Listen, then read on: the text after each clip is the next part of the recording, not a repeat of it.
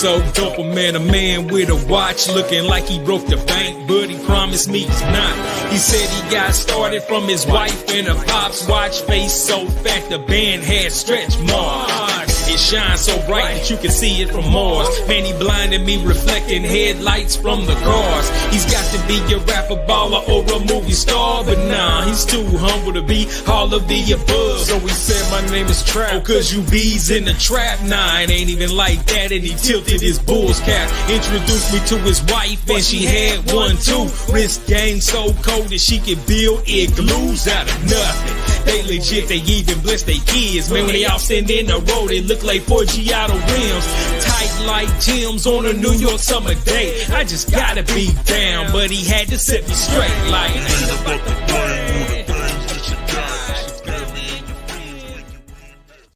Yo, what's happening, family? It's your boy, your favorite nephew, man, that when you come to, when you want to, you know what I'm saying, check out some watches. But today, we ain't talking about watches. We may do a watch check, you know what I'm saying? Got a master calendar joint on, but we not really fooling with the watches today, man. We're going to hit something extremely serious, man. But before we get into how serious we're going to get in today, I want to go and look and see who we got all up in this thing. So first and foremost, we got my man Vic coming in. We got Meeting 9 in the building. What's happening? We got Vic. You know what I'm saying? 6%. My phone is 7. Man, the joke's off top, boy. We have Jay Jones in the building. We got Box Sneaks, man. Hey, shout out, salute to you, King, man. I just saw that video, bro. Your video went, man. Y'all need to, somebody please drop that video. Go over there to Unbox, man. That new joint, he got me one. Some, I had even put on a purple watch. I'm not even gonna tell you what he talked about. You got to go see it yourself. T Wash, what's going on? Godfather's in the building. Godfather's in the building. Thank you so much for being here. And this is for anybody. Here's the deal. Let me say this. Let me issue an apology first and foremost to all of my subscribers, or actually viewers. You may not be subscribed yet to the channel. I am so accustomed to talking to, you know, the people I rock with, you know what I'm saying, in this community. You know, we have people from 757. We got Invictaholics, Invicta Cruisers. All of this, like this watch community, this sub watch community within the watch community, and people in the watch community. It shouldn't be separated, but for whatever reason it is. I address you guys so much. I'm so accustomed to you to where I do ignore or don't even think about, you know, it's like the people that's passing by that's like, hey, I just happened to, you know, I clicked on this thumbnail or whatever the case is, whatever. If you are new here, thank you for being here. This channel, we talk a little bit about everything, you know, from watches to shoes. We get, you know, look, my hat game, y'all already know. And if you don't know, I got a lot of videos to look through, but today, this may hit home with more people, than just collecting watches or a piece of jewelry. So today, we're going to have a special guest, get with us here in a moment. But before they come on, I want to talk a little something. I was actually on Facebook a second ago, and what's up, wifey? I was on Facebook and I was just, you know, announcing that I was going to be on here. You know, I went to Instagram, and as I was talking, I thought about something. You know, it is endometriosis month. I call it AKA Demetrius, because I couldn't say it for a long time. I was trying to say I was like whatever. I just called it Demetrius. But, you know, my wife, she'll come on here and she'll like talk about what she goes through, you know, and how her life is affected by the stuff that she has to go through. DJ Prophecy, man, what's going on? Thank you for being here. Appreciate you being here. Appreciate you. Real, you know what I'm saying? Hold up. DJ. Got to hit the DJ horn. So first and foremost, I was on the IG live, and I'm not even gonna lie to you. It was a point when I talked about my grandmother. You know what I'm saying? My grandmother passed away from cancer, right? Like I was, man, I don't know, maybe 9 or 10 years old. But I do recall, I remember that, you know, spending that summer with her in Florida, and she had an issue with her toe, and that's first time I heard the term gangrene. And the doctors went in and they operate and they cut her open, and cancer spread through her entire body. And I watched my grandmother go from this healthy woman to just down to nothing. Probably lasted a few months after that surgery, and that was it. And it hit me in the chest during the IG when I got off. Because y'all know, I normally, you know what I'm saying, I kind of played it off and just started talking about watches or whatever. But dude, when you dealing with somebody, or if you have a loved one, and I don't know how many people, I just saw Kyle mention that his old man had colon cancer, right? So hold on, let me see here. Bet. Okay, bet. So yeah, he was telling me that his dad survived it, and we're gonna hear in just a few seconds. We're gonna hear from a survivor. Now, I talked to my man Jay Boogie. He's in the wings waiting right now. I talked to him. I said, "What questions are off limits?" He said, "Bro, just shoot." So we're gonna talk about some stuff, man. But for those of you guys, some of you guys know him, some of you guys don't. If this is your first time, I want to introduce you to what I consider another extension of my family. You know what I'm saying? So give me just a moment. We're gonna go through some stuff, but we got to bring them up, right? So let me introduce you to the family.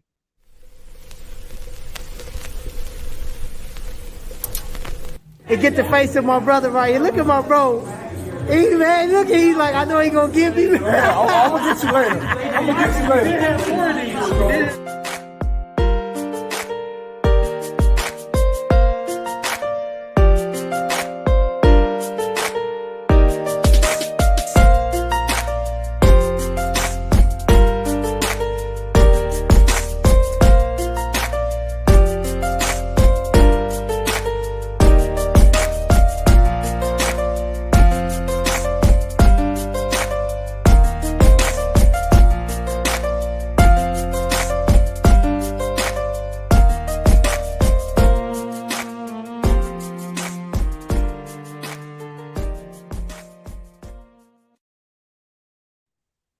Yo, got my man Jay Boogie. That's right. I'm the king. My man runs it. You feel me? You know. When you a king, you don't have to say it. He didn't say it. I said it. When you rule, it don't have to be said. Oh, God. Hey, look, it's J Day. You feel me? It's J. Well, you know what? I'm gonna take that back because you guys are a unit. You know what I'm saying? So everybody, He can have his day. It's okay. Let me introduce you. For those in the Invicta community, this is Invicta 757. This is Jay Boogie, aka Mr. Garrett, you know what I'm saying? The king, you know what I mean? And then his lovely wife, the queen, of course, Miss D. And you know what? We joke and play, man, but these are two of the most amazing people I've met. And it's funny, we bumped into each other on a cruise in 2018. You were pregnant. And our relationship didn't become official until that, what was it, the next cruise? Yeah, 2020. 2020. Until 2020? Yeah. And my wife was going through something on the Lido deck. Jay Boogie said something to her. And I'm going to tell you something. Those you know my wife, I don't care who you are, man. If she ain't feeling good or whatever, she cutting it off at the knees, you know what I'm saying? But it was something about you, bro. You know what I'm saying? So that's she why I ain't said got this no was, smile for nobody. When she ain't feeling it, she ain't feeling it. Man, I'm talking about this like rap, you know what I'm saying? Yo, let me see who just Tyrone just walked in. Tyrone, that's my guy. That's our guy, brother. Okay. What's going on, family? Well, Double family, J. welcome in. Thank you for you guys being Vic. here. So, Jay Boogie. Yeah. Now, one of the things I want people to know before we leave this thing today, man, is have a better understanding of this thing we call colon cancer. Okay. You know, when we talked about this, of course, I started doing research and stuff like that, man, and I was looking like, dude, colon cancer is the third leading cancer to be killing people worldwide, not just in America, but worldwide, man. And we talked about this. For guys that don't know, more black folks die from this, more black men dapperness than anybody else. Not just black folks, but more black men. But we'll get into statistics a little bit later, man. But I want to ask you guys, man. This is before we get into the colon cancer thing. You two, how did you guys meet?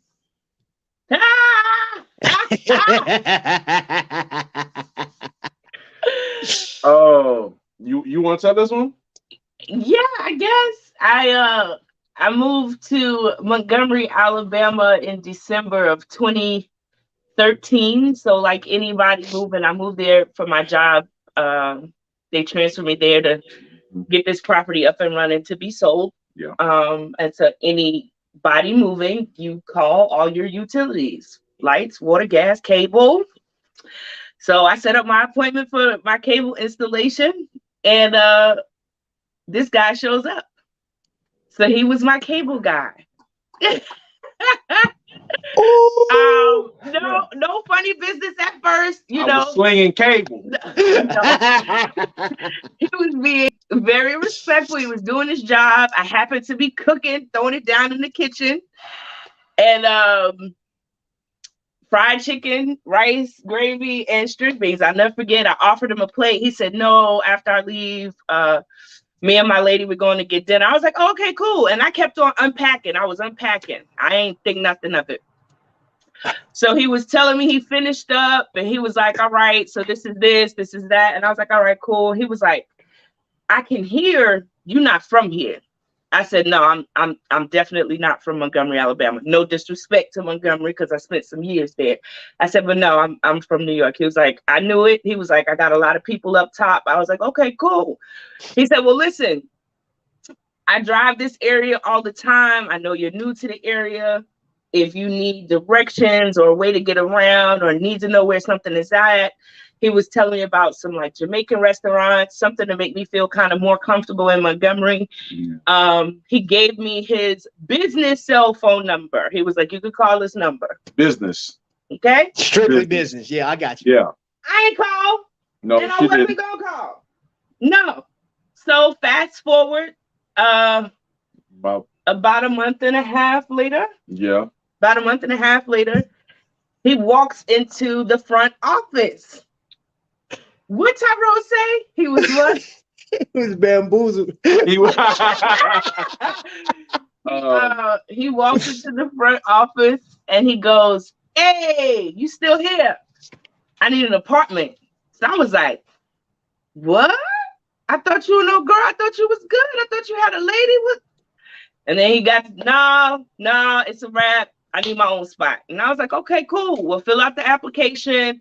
The deposit is $99. I gave him the rundown of the apartment. Still not thinking nothing. Because we both weren't there. I had just got out of something. He had just got out of something. So we weren't even thinking about any of that. Really wasn't. He gets approved for the apartment. I hit him up like, hey, you got approved. Your deposit is $99. He was like, oh, I'm on my way. So he comes, he signs all his paperwork. And I was like, look, for moving in, you're probably one of my first move-ins since I've been here. I'll treat you to dinner. So I was going to take him out to dinner. We wound up. No, we still went out, right. But it wasn't like I wanted to take him out. So I took him to this little small seafood joint. Yeah. Across from the apartment complex. It was good though. It was good. It was real good. So we talked, cool, still not thinking nothing. Maybe a little while later, he hits me or I hit him, and he was traveling for work. Yeah, it was like a month. It was like a month later. Right. He was traveling for work, and we stayed on the phone till 4 a.m. There you go. And in that conversation, it was like, maybe I could see something here. You know? Yeah. So another couple of weeks goes by, and no, a week. Just a week. A week. Because it was Valentine's Day. Right. Okay. So I came back on Valentine's Day from Georgia. From work. Yeah, work. And I hit him up. I was like, look, all the singles, because everybody I worked with everybody was still single. I was like, it's Valentine's Day, ain't nobody booed up, so a group of us singles are gonna go out, shoot pool, cut up, act up, have a good time. Have a good time. He was like, okay, cool, I'm down. Ain't nobody got nobody, cool. It winds up that nobody shows but me, him, and my maintenance guy, one other guy. So we shooting pool, we having a good time. I had a couple of drinks. Oh man. Let's just say he came home with me and he ain't never leave. Ooh. Okay. Man. And that's it. That's yes, that was raps. That was raps. Jeez. Yeah. And to piggyback, so go a little bit into that. So again, I have my apartment at this time, right? And I and kind of decorated, like I had pots and pans, put food in, shower curtain, all this kind of stuff, right? He ain't decorate for real. I put a lamp in there and like a picture, okay? It was just me. That was enough decorating. So you saying your apartment looked like a basic hotel or a motel? Bingo. Yeah. Gotcha. Okay. And so I paid for this apartment for 6 months and slept in it twice. The two times I slept in it was when she was out of town. Because like she said, we went out that night all together, and then we went back to her spot, and we never separated. So bad, so much so that, okay, so before he moved into the actual space, because there was no real like furniture or nothing, he was staying with some other family of ours, and they were like, Jay, come home. This chick is gonna get sick of you. You over there a lot. Come home. Yeah. She is tired of you. And I was like, nah, he's good. We both work. It's not like we were in the house all the time together up under each other, but yeah. Never left. So that was that. Yeah. And this was okay, so timeline, you guys met in 2013. Right. May 2013. 2 months later, got the February apartment. February of 2014. Okay. Is when we got together in Alabama, Montgomery, Alabama. Yeah. Gotcha. So you guys stay together, get together, and you know what I'm saying, some drinks. He never went home. And then you guys get married. And then we get married. Well, we have Malachi first. Right. And Mally came first. That was his birthday gift. His birthday is the 19th, and Malachi's birthday is February 20th. So we had Mally in 2015. He proposed to me at Malachi's baby shower, the baby shower for Malachi. Because he came early. And that's Mally. There go Mally right there. Now what's crazy with that is, so there she goes. I was wondering where she was at. You knew she was coming. Yeah. Look. I can't hear. So yeah. I got a job offer from a company called Time Warner Cable in North Carolina, right? Had the interview. I mean, this all happened with like a 3-week span. It was cool. Got the call, got the interview, and got the job, and had to make the move like within ASAP. a month and a half, right? Mind you, she's pregnant. Yeah, with Mally. Okay. And her doctor says you can't leave for another, 6 weeks? Yeah. 6 weeks. So she has to stay in Alabama. I have to make the move to North Carolina and, get the house ready. Well, the weekend. The Thursday. Okay, so he was supposed to come pick me up that weekend. The Thursday before he was supposed to come get me, I go into labor with Malachi. Early, super early. super early. Yeah, because Mally was born at 27 weeks. 27 weeks. Right. So Wow. they're in Alabama. I'm in the North hospital, Carolina right. working. Every other week, I would leave and shoot down to Alabama. You know, we in the NICU, just loving on him, praying for him. You know, the whole nine. Mm-hmm. Just making sure he stays healthy and gets out soon. Right. Right. Then they finally give us a date. He stayed in the NICU for 67 days. Yep. 67 days. So they're like, all Wow. right, on this day, he can leave. I said, all right, bet. Well, I'll be down there the weekend after he gets out. Cool. Go get him, bring them back to North Carolina. And then we're working. Well, no, I'm working. She's staying at home. Right. I'm still at home with Mally because he was little. Right. Little. And summer came, and that's when JJ came down, and we had our nephews, Amir, and then everything was good, right? Mm-hmm. Mally was getting big. We were getting acclimated to North Carolina, and that's when something didn't feel right. So that plate I sent you, the picture of the plate. Put that one up. Oh, let me see. Hold up.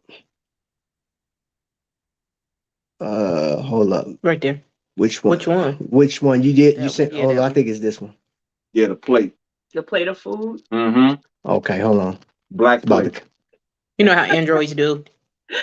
There we go. Yeah. That one. So yeah, that one right there. So that was dinner after a hard day's work, right? Right. And that's his favorite meal, y'all. That's one of his very favorites. Yeah. Rice and peas, plantains, cabbage, mixed vegetables, and curry chicken. We got that curry when chicken. You gonna make that when we come? For real. I can. Absolutely. For real, fam. That look good. So I cooked. Yeah. He normally y'all see he ain't no little dude. Right. Jay smashes food. So I knew he was gonna smash, everybody would eat, and we would, regular day. So he kind of takes 2-3 bites and he says 2 bites. He said, babe, I don't feel good. I said, huh? He said, yeah, I'm gonna go lay down. And I said, you ain't finished your food. Literally, everybody at the table, her, JJ, Zai, I think even Mally gave me the look, and he won't nothing but like 6 months old. Gave me the look like, Hold on, I gotta go get my tissue because I'm gonna start crying already. Hold on. So explain to me now. This the family. That's the family. So that's Mally, JJ, and our oldest daughter Taylor. Yeah. Okay. All right. Mm-hmm. Okay. So little JoJo wasn't here yet, but yeah. Right. So JoJo's an Invicta baby. He is. So I said, nah, something ain't right. So that happened like 3 nights in a row. All I wanted was water. And he was like, I just want some water. I just want my stomach to settle. I don't really want to eat. And I was like, something ain't right. I said, hey, you going to the doctor. That was it. That was enough for me because he kept thinking nothing was wrong. And he just, was having, some, stomach ache or whatever. Yeah. And I was like, this ain't normal. Okay. So I made him a doctor's appointment and he goes to the doctor. What did she say? So the doctor was like, yeah, I've had run all the tests. I really don't see much except for there's a little inflammation at the end of your colon. Mm-hmm. Okay. Well, yeah. How we gonna, figure this out, right? Well, I'll put you on some antibiotics. I'll send you to the gastric just to see. She was like, but I really don't think it's nothing. I think the antibiotics should do it. Right. He starts taking the antibiotics. Now, mind you, while I'm at work, again, I'm still working. I'm climbing ladders. I'm going under houses. I'm in attics. Yeah. But while I know, because my way my stomach is feeling, I'm not eating like I normally would. Mm-hmm. So like I would like go to the Chinese buffet and eat nothing but vegetables. Or I'm going to Subway and I'm getting a veggie sub. So, and I'm drinking even more water than I was. I'm from a gallon to 2 gallons. You know what I mean? Right. So finally, and I see, hold on. Well, wait a minute. First of all, again, timeline.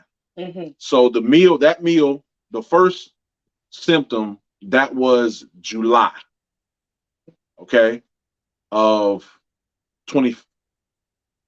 July of 2015. The first doctor's appointment didn't happen until September 2015. I got to go see the GI in October of 2015. Gee. And it was during that visit. The first one, he just did the exam and said, hey, we see some blood in your stool. We're going to send you for a colonoscopy. It was a month later, because they were so booked before he could even get the colonoscopy. He finally gets the colonoscopy. I wasn't there because at this time, now I had picked up a job. I was working overnight. So my mom, shout out. Listen, we're going to talk about that later, but man, shout out to Joyce Garrett Gibbs. She's the best mother in the world, man. That's what's up. She had came down. We told her what was going on, that he had a colonoscopy. She came down and she stayed with us to go with him to the doctor because I had to work. I couldn't make it. And I wanted somebody to be there with him. I normally could go, but this particular is for something I couldn't go. So she came down to go with him, and they go to the doctor. Mm-hmm. They do the colonoscopy. You could tell because I wasn't there. Right. So do the colonoscopy, they put you to sleep. They go in, check everything out. And when you wake up, that's when they come in, they give you the report of, what they saw. So I'm still under anesthesia, but I'm coming out of it, right? And the doctor comes in and says, hey, Mr. Garrett, so, after we checked everything, we find that you have stage 3 colon cancer. Okay.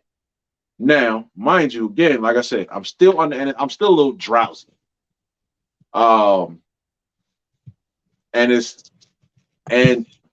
Because my faith is good, I'm like, okay, what now?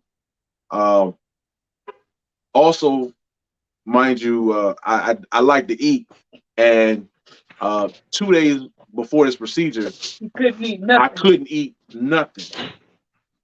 So I'm starving also. And I'm just like, okay, what now? Okay, that's what we're gonna do. Chemo. Oh, all right, and this and that. All right, cool. Can I go get something to eat now? Yes, you can go get something to eat, but this is what we're gonna do. We're gonna you're gonna have to have a resection, and you're gonna have to have 6 months of chemo. I'm just like, okay, no problem.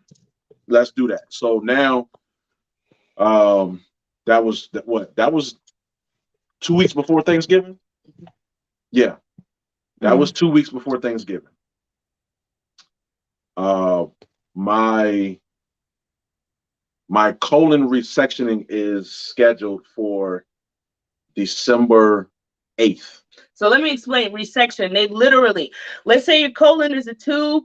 They took that section out that had the tumor in it I'm gonna go back. They took that section out and then put the other two ends back together. Resection. Okay. So that would explain. Okay, that's so what they did to Daddy the first procedure, the picture of his stomach. So yes. that right there. Yeah. Yes. So they literally opened them up, cut me took open, the two sections, cut out the section, and put the two pieces back together. Jeez. So the doctor told him when we said, well, why was he having issues like eating? Why couldn't he, really eat? And come to find out, the tumor had gotten so large in let's say, again, you have a tube. Imagine a tube, the center of a tube. And let's say you have a volcano. It was literally like a mountain, a hill on the inside of the tube. So when food was trying to pass through the tube, it was scraping the top of the tumor. And that's what was making his appetite. He just wasn't, it was bleeding, it was irritated. So he didn't want to eat. But now, so for, and it's crazy. Now at the time I was 34. Yeah, you were young. So every doctor. Once I got diagnosed, every doctor I saw told me that I literally was the youngest patient they had ever seen. I'll never forget, his oncologist was like, what are you doing in my office? He was like, I've looked for medical records for you. There's literally your birth and then this. You're healthy as a horse. You haven't gone through anything. You're not going through anything else. You don't really get sick. He was like, he was like, this is an old man's disease. What are you doing here? Right, literally. So I did, like I said, I did some research, and they said there are cases where teenagers get this, but they say on average, 50 is the youngest, but you see this in 68-year-olds. Thank you. That's according to the CDC. That I went to this. I actually from John Hopkins. I went and got several. Look, I went deep into this research, and everybody's saying that the average age for somebody with colon cancer is at the age of 50. Yep. So you're in your early 30s, bro. Early 30s. So I got a question. You sent me this picture right here. What is that? Oh, man. All right. So and Trap, there's another picture we sent you. If you see him, where I'm in the hospital bed. In the hospital with the, not that one. That's treatment. That's right. He's got a white tape right here.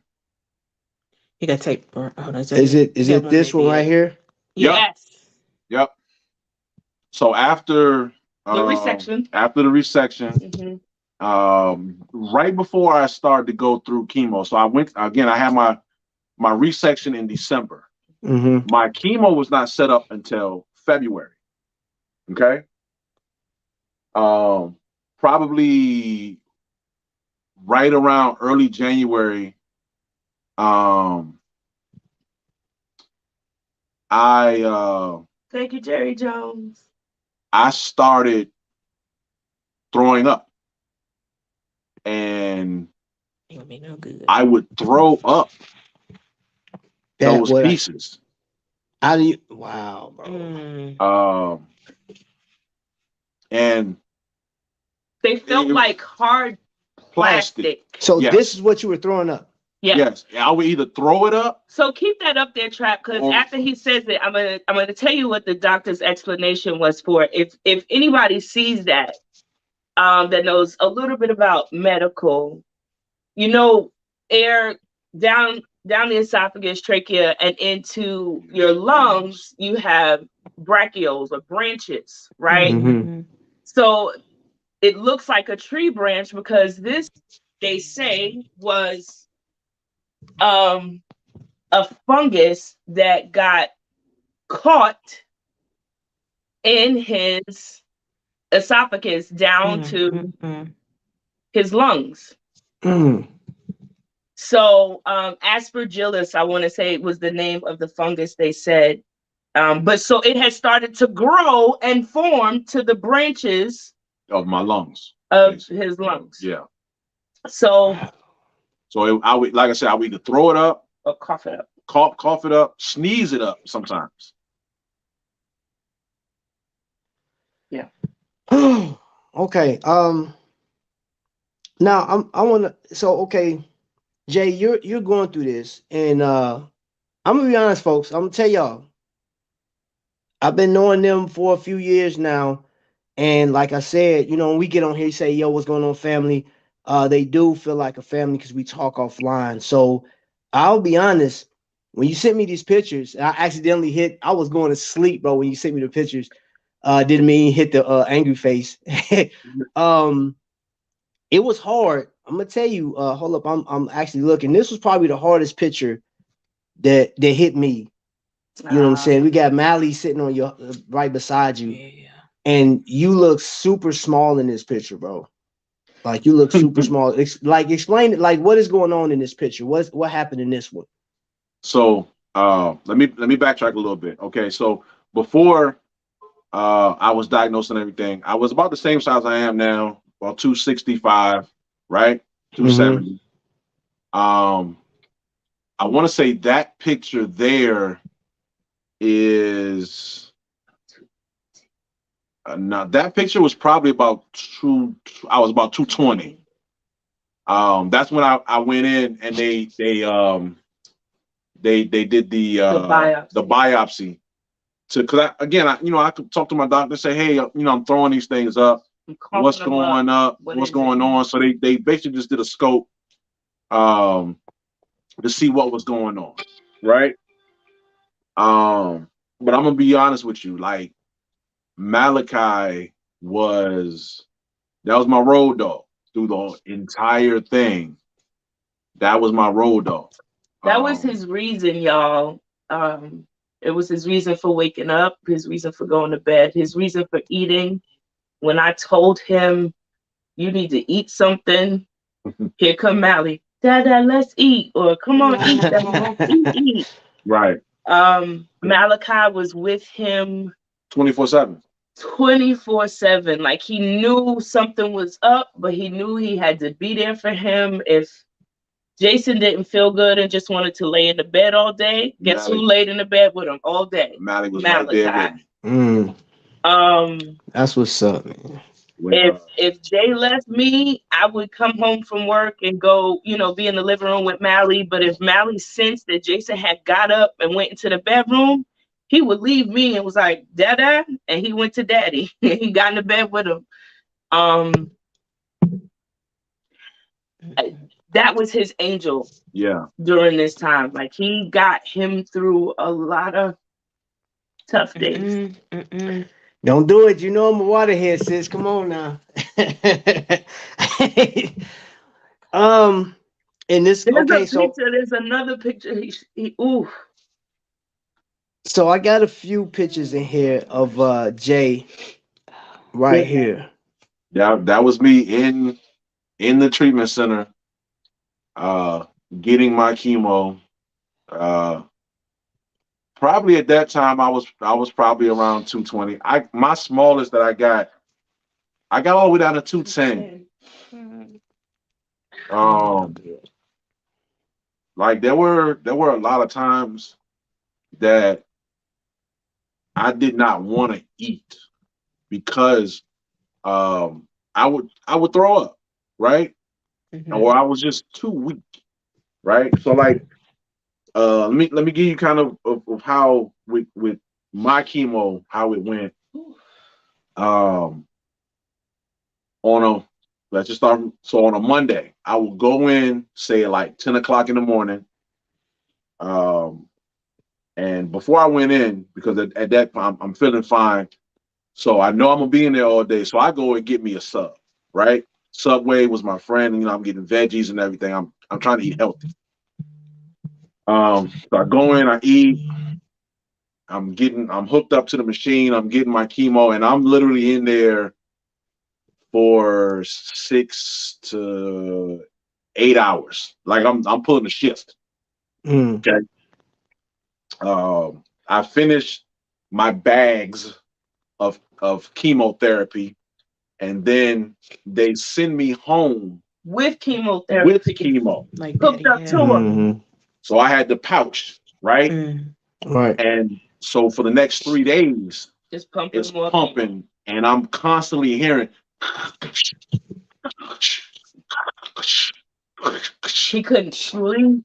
So there were times when I literally would be on either in the bed or I'm on the couch like this, I'm trying to sleep, and I'm just like, but every time I close my eyes, all I hear is that machine. And I'm just like, you know what, man, F this, I can't sleep. I start watching TV or whatever until I'm able to catch a nap. And then so that's again that I go back on Thursday to get your shot. Get that removed and get my new Lasta shot, because at this point my red blood cells white blood cells are, my count is like really low, right? Mind you, I can't work because I'm going through chemo. So again, I'm at home. She got a tissue. Somebody text me and said, "Get more tissue." So, and I feel like crap for a week and a half, right? If I ate anything, it would be smoothies, because again, that's just like a liquid. That's something that won't go down. The bowls of fruit that I sent, every once in a while I would do a salad, but even salads were kind of rare. Yeah, that right there. That was your meal. Yeah, that was my meal. Because it was one of the few things he could keep down.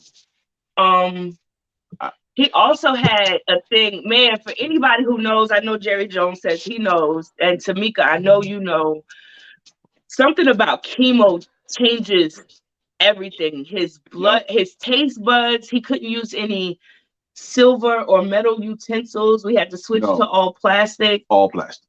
So what does that do to, like, okay, so explain that to me, because I was always curious about that. So the metal, whenever I touched metal, pins and needles. It felt like you were touching something with a little bit of electric shock. Okay, not major, but just enough. Right. Puffs. Right. Just enough, and again, the chemo treatment that they were giving me was giving me neuropathy. Right. Okay. In my hands and feet, which I still am going through right now. So I could not touch metal. I only wanted to use. It tasted awful, so he only wanted plastic forks. He couldn't go in the cold section of a grocery store, y'all. No. Craziest stuff, like stuff you didn't even. I couldn't. He could not go through that cold. You know, when you get to the potatoes or the frozen meals or the ice cream, he would wait at the end of the aisles for me, because he couldn't go through it. Like, I'll be over here. It was so cold, like to the bone, chilling cold. He couldn't touch anything cold. No. It was. I could not drink. All of my drinks had to be room temperature. So when you use the fork and a spoon, what did that feel like to you? Because I remember my dad. Pins and needles. I missed it. Pins and needles, or like a small amount of electric shock. As my dad couldn't do that either. Couldn't do the ice. Couldn't do none of that. Nope. Anything cold. Yeah. Anything, not just ice. Anything cold felt like I was swallowing glass. What? So I mean, all right. While this is going on, Jay, and not to deviate from your situation, sis, I had a question for you. Who was your support system through this whole thing? Because I mean, his mom. Listen, his mom and my son. Yeah. So no more questions. Well, okay, so my I'm gonna say this. mother-in-law stopped working. He left Virginia, moved to North Carolina to help me with him and with Malachi. Had a new baby. Excuse me. Husband. Is my kids knocking on your door? Yes. Can y'all let them in? I cannot. I'm like, I know I heard on. They don't know nobody but JoJo. He don't want nothing. Look. Come say hi. Hi, JoJo. What's up, boy? What's up, Hey, what's up, little Jason. J? Little J Boogie. Look at his face. All right, now go back in there with Melly. He's like, nah, Huh? He said it's prime time for me, baby. One more thing, what? What? I want to watch something. All right, go watch it. Go ask Melly to put it on for you. Bye. Close my door. Thank you. Little JoJo, ladies and gentlemen. Little Yeah. Little JoJo. JoJo. Oh, that's another thing. That's why he's such a blessing. The doctors told him after going through chemo, the oncologist came to us before they started and said, do you plan on having any more children? And we were like, no, not really. He was like, okay, good. If you were, we would have saved his sperm so that you guys could do that later because chemo is going to kill it all. Wow. Not Lies they tell, huh? right. JoJo is here. Right. Wow.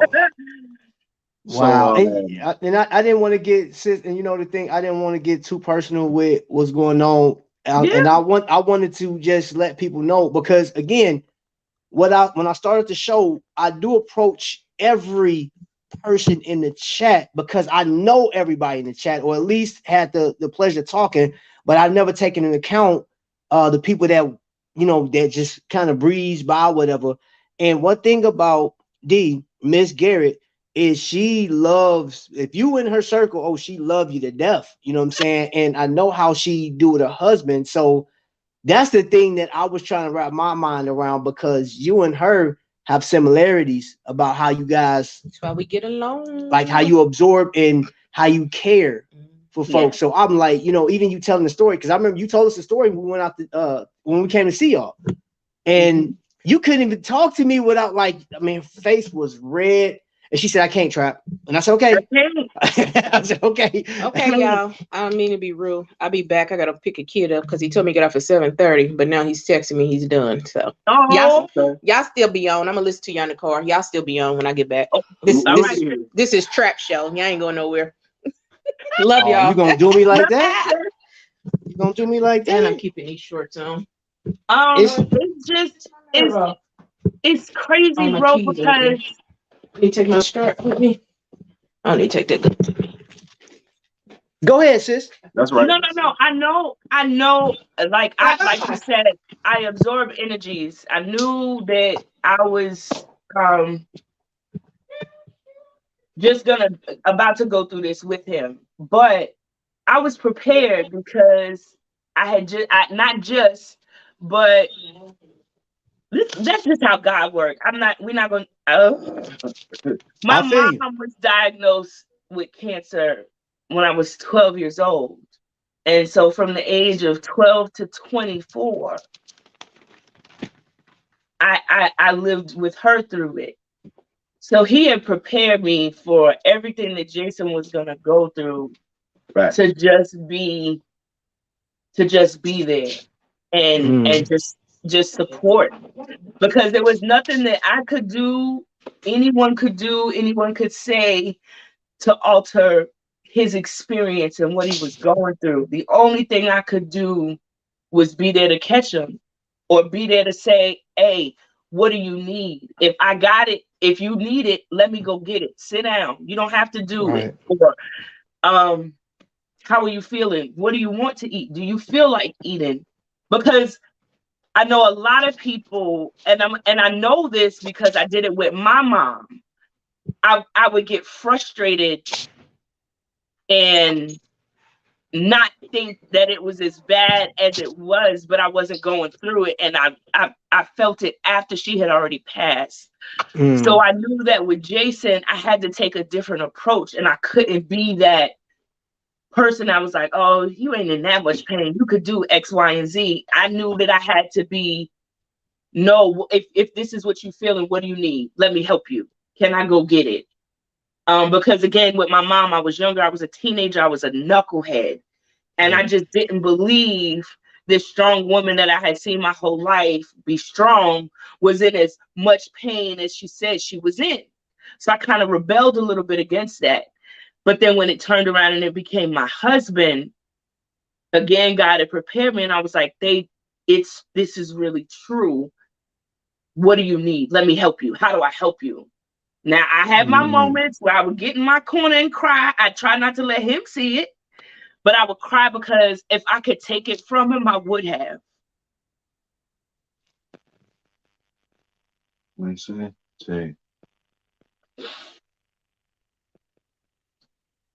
Colostomy back. I didn't have one. Oh, you didn't have to carry the bag around with you? I didn't have to have a colostomy bag. That's another blessing. Thank God. It was a struggle while I was going through it. Like I said, mind you, while I'm going through chemo, they sent me home with that chemo bag, right? And pins and needles, because you know the treatment that they're giving me is basically killing everything. Also, okay, good, healthy, and bad. Right. Good and bad, right? And it's giving me neuropathy, right? But like while I was going through chemo, like I literally, so the chemo was burning my nervous system. That's, and that's where the neuropathy comes from, because of your nerves. It's killing your nerves. So the bottom of my feet looked like the back of my hand while I was going through it. Oh yeah. And I would sit up at nights because again, I can't sleep, and it would just feel like my feet are on fire. I'm feeling like jolts, shots, in my feet. My hands weren't as bad. And they still not. They're still not. Yeah. But it's mainly his feet. I still the sensation. But like I said, whenever I would touch metal utensils, anything metal. We still to this day, I have them, but nobody really uses them. You have utensils in your house, but we buy plastic all the time because we just kind of got used to it. Okay, watch what I says. Don't hold it back. Says tears are liquid prayers. And watch what you have no idea. I cry a lot. Everybody in here knows I'm a waterhead. D and J, you're so strong, and you know where your strength comes from. Absolutely.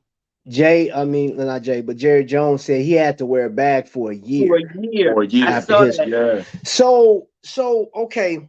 Yeah, this timeline is crazy. So how long did you deal with it? Like, now from the time that you were diagnosed, stage 3. And for those that don't know, Chadwick Boseman was stage 3. Yep. And he passed away. Here's a number for y'all. 2021, a little over 104,000 people were diagnosed with colon cancer. 52,000 of those people died that same year. Half is actually 52,980 is the official number, give or take or two or something. But so they say like that's almost half of the people that get diagnosed, and you had stage 3, the same as, and this man was making movies and stuff. So run me through the time that they told you had stage 3 cancer to like your last day. Just walk me through what was the last time you had to go and do all these treatments? So the week before we got married. Yes. So I was diagnosed in November of 2015. My first chemo treatment was February of 2016. Okay. My last treatment was September of 16. The first week in September. Yes, the first week in September of 16, and we got married September 10th. Yes. 2016. Yep. Look at That that. picture Look at right that there. picture, y'all have no idea. He was happy, but he was in I was hurt. pain I was hurt. Really? But the whole I day. I want to say it was probably now I'm not even gonna say probably. It was The excitement. the joy of marrying my best friend. Stop it. That I'm keeping it real with you. Right? This episode's been brought by Puffs. Puffs. Um, The official sponsor of. right. Run me my check, Puffs. Come on now. No. Right. When I saw her come down the aisle, I'm standing there. I was a waterhead that at that moment, right? But that evening, when we got the chance to sit down, I was hurting. So people who don't know about neuropathy, jeez, the longer you are on your feet, the more the neuropathy travels. Okay. So I got married at what? Was it 10, 3 o'clock in that? Was it? Okay. So, but we were running from like 9 o'clock that morning. All day. Right? Didn't sit down until it was probably about 9 o'clock that night. 9 or 10 o'clock that night. At that point, my legs, not just my feet, it had came up to my thighs. Yeah. We get back to the room. He couldn't go to sleep because of how much pain he was in. Right. How much tingling was happening. He just could not go to sleep. So it's like anyone with restless leg. If you've heard of restless leg syndrome, he's laying in the bed, but his legs are still just active, throbbing, tingling, burning. To give some people and I'm pretty sure almost everybody in America has gone through this. If you've ever sat on the toilet too long, and your legs fall asleep, and you go to stand up, and you be like, "Ooh!" So that's neuropathy. Constantly, right. But times 5. Yeah. Man. Okay. So Vic said, "Did you experience chemo sickness during the treatment?" Yes. So the throwing up, the always being cold, being weak. Times I didn't want to get out the bed. And like she said, that other picture. So Trap, there's a picture of him in like a green button-down shirt holding Mally. Y'all, if y'all look at Jason's face, he's so slim. This was kind of smack dab in the middle of chemo, going through chemo, and we were going to church. Yeah. And he did not. I wasn't feeling it. I wasn't. He was okay. not. That one didn't load, y'all. I'm sorry. Oh, okay. That one didn't load. Cool. Almost. Or even okay. So there's a picture of him standing behind me that was in the clip. Let me see. So I got that one. No, there's nobody around you on that one. Is it the one with the whole family together, or no? No, just me, just her and I. He's standing behind me. He said the one with Mally didn't load, but he got on like a tan beige shirt, and I got on a gray shirt. Okay, give me a second. Let me see. It was the one you had the real. So that was Jay. That was. As a matter of fact. And what's crazy? So listen, that one. This one. Y'all see how little? Look at his face, y'all. I was actually sick. He was sick as a dog in this, and this was Valentine's Day, 2016. The day after we took this picture, I got admitted into the hospital. Yep. Wow. And I had only been in chemo treatment for 2 weeks. 2 weeks. 2 weeks. Yeah. Yeah. So I got one where you guys was in the car. Ah, that was the day we got our marriage certificate. That was the day we got our marriage certificate. Yeah, Boy, I was don't small nobody then. gotta smile like Jay Boogie, boy. I tell you the truth. Nobody that check the cat grim ear to ear, boy. I know that was the thing. You know what's funny, bro, was when we was on a cruise and I had seen you from a distance Cause you and you thought was talking to somebody and you laughed. I said, man, that dude got a big laugh, bro. Like I said, oh, look at him. geez. Look at him. I was like, bro, look at that cat right there. I was like, I don't know what he laughing at, man, but it gotta be funny. And you know, me being who I am, I said, I'm about to go see. Hey, that's just your boy. You know what I mean? Yeah. But so man, you went through that whole ordeal. You know, the restless nights. Man, I can't even imagine that, bro. I remember my sister, she had lupus, and they sent her home with some machine, and I was sleeping in the next room, and I heard this little clicking thing, and I'm like, man. But you know what, sis? That was it. Man, sis, you know what? Let me tell you something. You mentioned what you went through with your mom. I went through that with my sister and regretted. When my sister passed, I regretted so much. I was like, man, you ain't that hurt. You ain't that hurt. You know what I'm saying? And this, that. So this is how, like now, when Tamika, like when she got her first, like she was diagnosed with the endometriosis. Yes. I was like, how severe is this, man? And there was times where like this girl would lay in the bed and couldn't get out she couldn't move. Right. And she's sitting there just crying and like, you talking about feeling helpless? Oh my gosh. Helpless. I'm sitting there. Because it ain't nothing you could do. Helpless. Man, you know what? It would feel like, and look, and he always the bald head, so I would just try to rub and I say, is that too, like, am I bothering you? Because if it's bothering you, I'll leave you alone. I didn't know what else to do. It was nothing else to do. I didn't know how else. Pam Money. I appreciate you being in here, Pam. She said your story is a blessing. Thanks for bringing awareness. What a blessing. Now, this is what I want to get to. Now, we are aware that you suffered. Both of you guys suffered because when one suffered, everybody, the whole family. You had Mally, right. You had, you know what I'm saying? Okay, let me ask you this. Like your older kids, how did they, like, what was the vibe? You know what I'm saying? How did they take this? The older two were really just, I want to say we shielded them from a lot. You know how parents do. So they were just cool because we kept it cool around them. Can I have cereal? Go ask Molly to get you some cereal. It's already downstairs. Well, go get it. Go get it.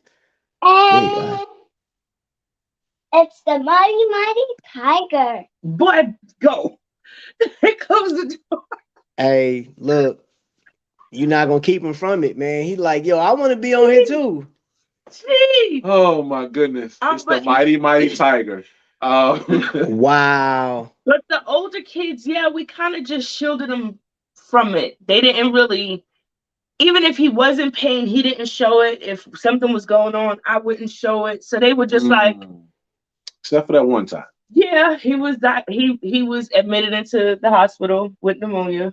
Yeah. So midway through treatment, I'm talking we're talking like April, May, right? Springtime, you know. Mm-hmm. Matter of fact, no. March, April, right? This was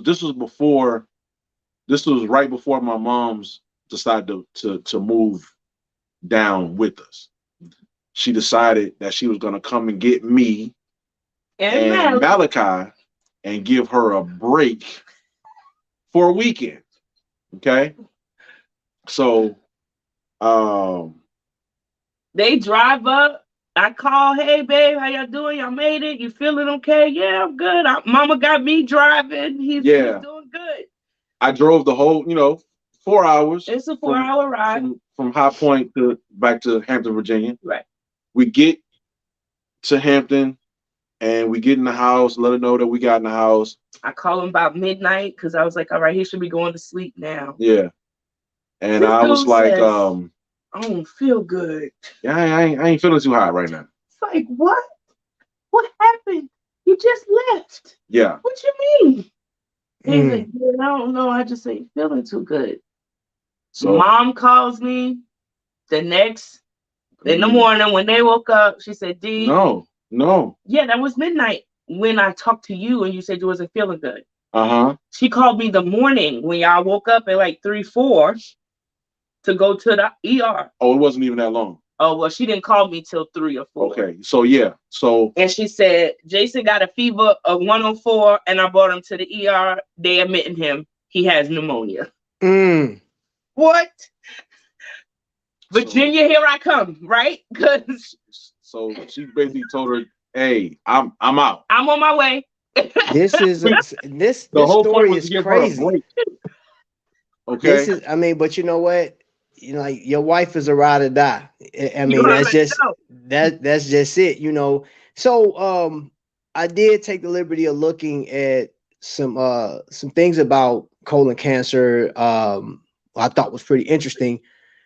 In your time, okay, now you're cancer free at this point. You know, you celebrating anniversaries of the time that you don't have to, you know what I'm saying, that you beat this thing, you know. Yeah. So in your if you can just explain what was the thought when you got that. Well, no, walk me into when they said, hey, you're cured. Walk me into that. Well, they didn't really say you're cured. They just said you're in remission. You're clear. Remission. You're clear. Right. Right. But you have to stay with your checkups. So and I think this is one of the things that get us as men, and especially as Black men, is that I don't like going to the doctor. We don't like to go to the doctor, and because of how past relatives have been treated, we know that doctors sometimes they're not right. They ain't listening. They either don't listen or they don't care. Okay, so therefore a lot of us don't trust doctors, right?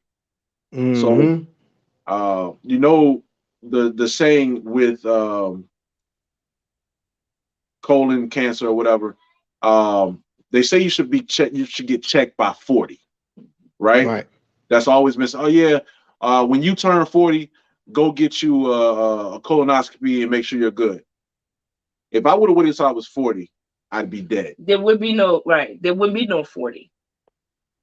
Now, Jay, me and you talked about this the other day, and of course, you know, I had to dive into this thing, man, and they said Black men are 74% more higher to contract, or not contract, but have it and allow themselves to just perish.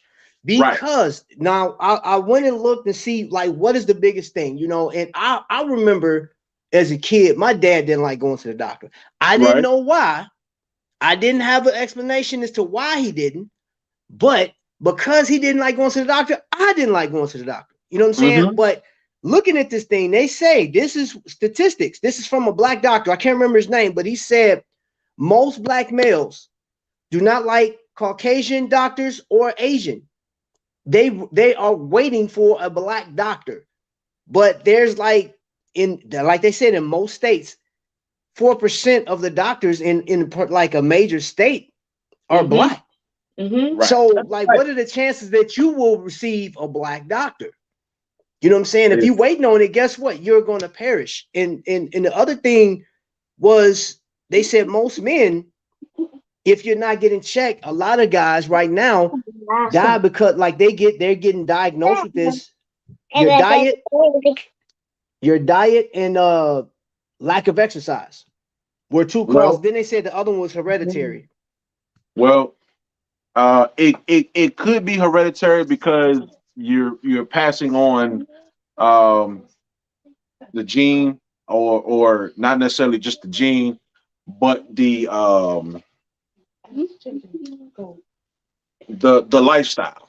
Okay. Right. So for one, when you're born, everybody is born with the cancer genes. Cancer cells. Okay, cells. But depending upon how you live, right, determines whether or not you manifest these cells. You have to provide the right environment for cancer to thrive. Okay. Right. If you live a healthy lifestyle, then 9 times out of 10, these cells aren't going to thrive. They're not going to develop into anything serious. But if you eat a lot of fast food, if you fatty food, drink a lot of acidic sodas or drinks in general, because that's how cancer develops in those environments. Right. When you make your body acidic itself. Okay. When we're born, when we come out the womb, our pH level is at a 7. Okay. Huh? It's at a 7. That's equality right there. Right. And depending on how we eat and everything, and I'm be honest, it has nothing to do with exercise. It has nothing to do with exercise. It's all about what we put in our bodies determines whether or not that scale goes down or up. Okay. The type of water that you drink, that's another thing. You want to drink water that is has a higher alkalinity, so 7 and above. You and this was all research stuff that he did when he got the diagnosis. Well, actually, when I got diagnosed, my little brother, LeVar, he went in. He went ham. Like he was like, LeVar had words. He was like, oh no, this my older brother is not going through this. No, you know, he was a little in denial. He was in denial. Right. And because he loved his brother so much, right, he was pushy. Yeah. Man, you gotta do this. You know I ain't gotta do that. You can't eat this. You gotta eat this. You know, everything. But you know, it all came from a place of love. So if you do right unto your body, then these cells don't have a place to thrive, and they don't they can't what's the word, metastasize? Yes. They can't metastasize. Okay. So the thing, absolutely. That's another thing. What? Not just that history has shown that doctors don't really listen when we speak. Black men especially have this thing about looking weak or appearing weak. Facts. That's going on in the chat right now. Yeah, they are not going to say I'm hurting. Nah. Especially not in front of a lady. You know what I'm saying? Or somebody that they don't feel comfortable around. Now, as time goes on and you get that comfortable, that closeness with your lady, then yes, you will say, babe, something ain't right. But for the most part, if I did not force him or if I did not make that appointment for him to go, it would have never happened, because he was going on every day like, I'm good. I just need to change this or change that, and more water. I'll be fine. It's summertime. You know, I'm working a lot more. I'm climbing or I'm doing more work, and it's heat. I'll just drink some more water and I'll be fine. Right. And this whole time, you not fine. You struggling. Facts. You struggling. So, just to go back to the diagnosis, stage 3, right? And like Chadwick Boseman, same thing, stage 3. So like when he passed, like that hit me hard, because he fought the same battle that I fought. He was him, but he didn't make it. All right. You know, if you get to stage 4,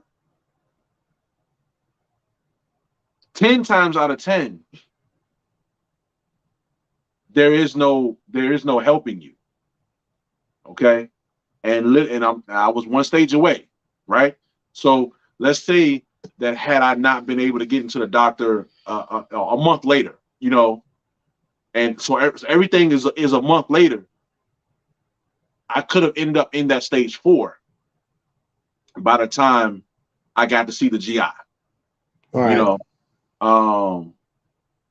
and I mean, I'm pretty sure because of the lifestyle that Chadwick lived, he probably ate pretty healthy, and his treatment was on it, but it was probably just really aggressive. Yeah, and of course y'all know, with Chadwick, he fought it for 2 years, going through treatment while doing, and I think he made about 10 different movies in that time span. So he didn't get the time to rest. You know, the body needs time to rest, especially when you're going through chemotherapy, because chemo wipes you out. I mean, it drains you. And if you're not resting, what's up, Juno? Your body is just not going to it's not going to react, like it's not going to handle that well at all. Hey, Jeff is in the building. Jeff Juno, what up, Jeff? Jerry Jones said your wife forced you to go. That's right. Yeah, that's what wives do. That's she what did. She absolutely did. She made the appointment. That's what we're supposed to do. And I went. Because we know. Because I would have just been like, I drink more water. Again, like I was doing, I changed my diet to have more vegetables than what I was having, right? Vic is right. It's your colonoscopy. Right. Go and so again, going back to why men and black men in general are more likely of dying from colon cancer. One, we don't like doctors, and two, we don't like nobody playing with our butts. Okay.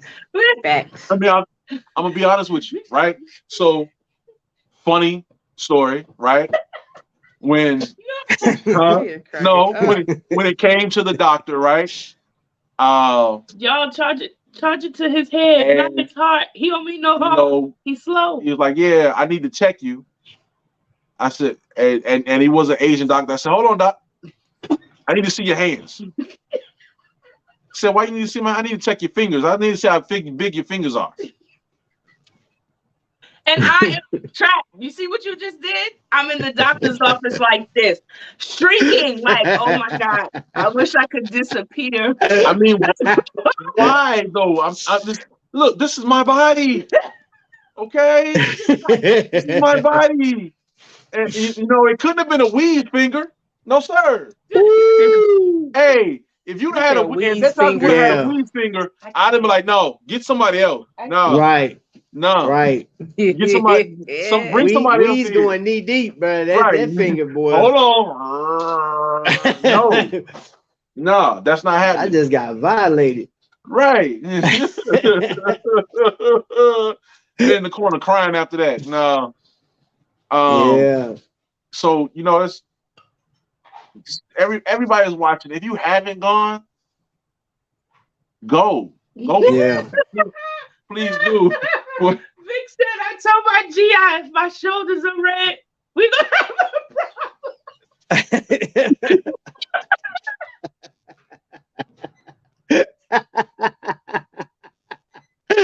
problem." Oh my God. Hey, man, she's stealing. Oh my gosh.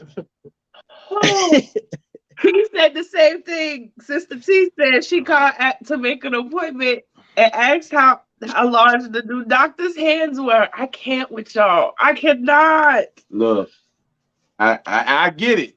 Ooh. But go get the appointment. What's it?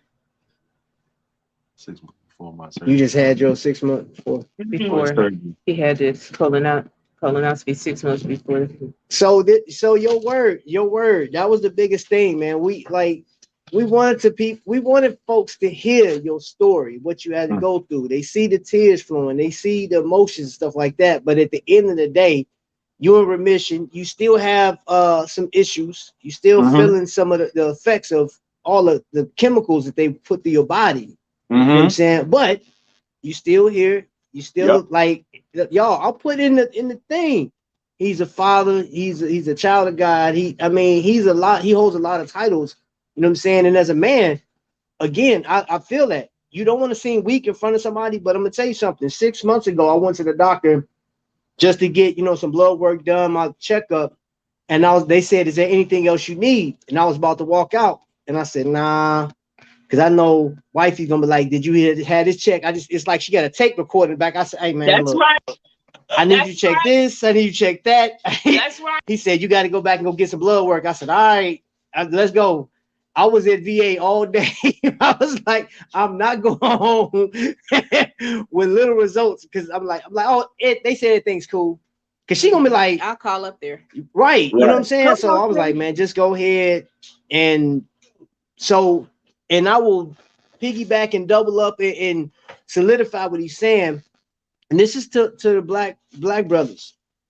Some people inherited stuff from your grandparents. If you know anything about that Tuskegee syphilis experiment, I know that was probably one of the worst things in history. Which you add that to the bad things we've already experienced. But they said, I want to say it was 600 people went through that experiment in a few years, right? It was 1929 to 1931. And guess what? Penicillin was discovered in 1928. So there was a remedy. They weren't trying to find still was messing with us 3 whole years later. 3 whole years later. But the point is, there's generations that inherited this story. That trauma.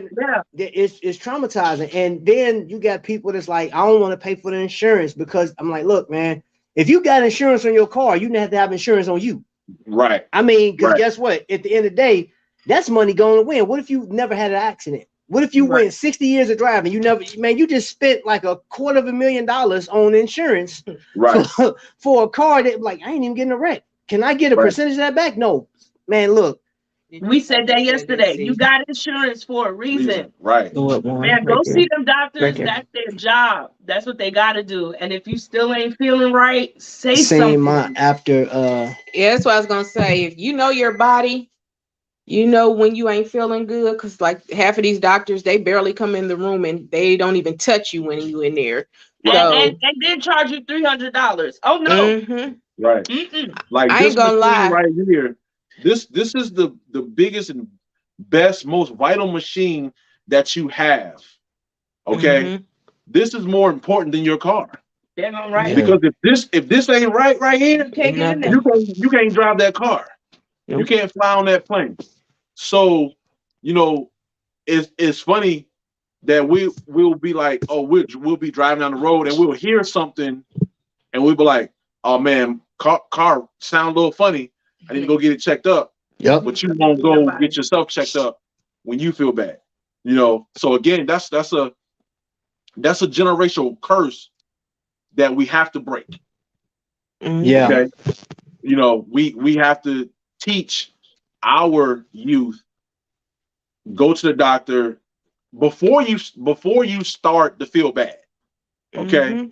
So you can understand the levels.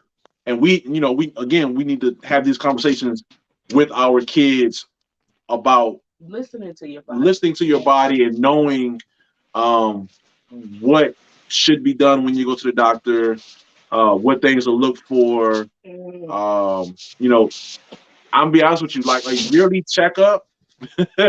Before her and I got together, I probably hadn't had a yearly checkup probably in about 5 or 6 years.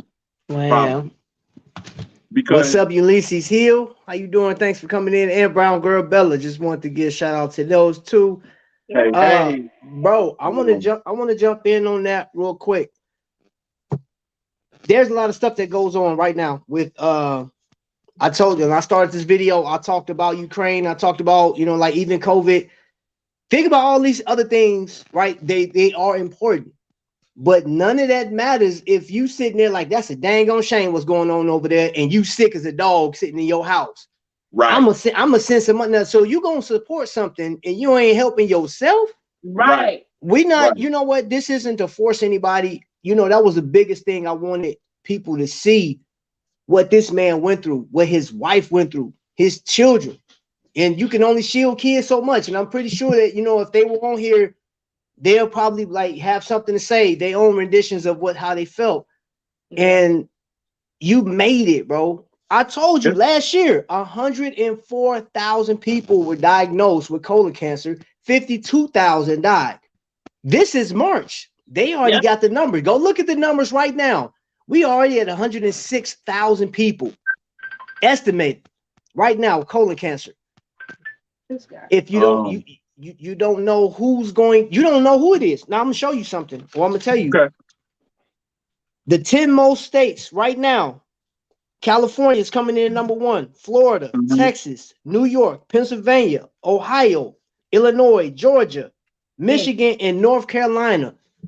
The states right now, they got the biggest numbers with people with colon cancer. Right now. And then like black men are leading that right now.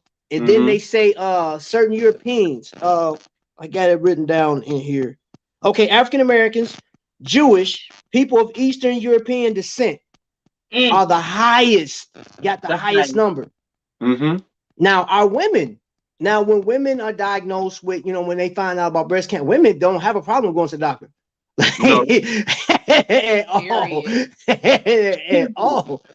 You know, Well, and what'd you say, Bo? It's kind of like, you know, we have double standards in society, period, right? So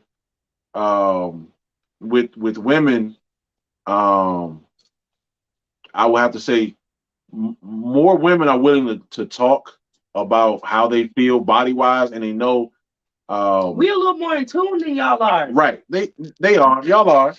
But you're also, because, you know, menstruation and things like that. You know, we didn't have a choice. Y'all don't have a choice. We gotta be. Right. Again, for us, we never want to see, as a man, we never want to seem weak. Right. And we was always taught, you know, you'll be okay. And it's kind of sad also because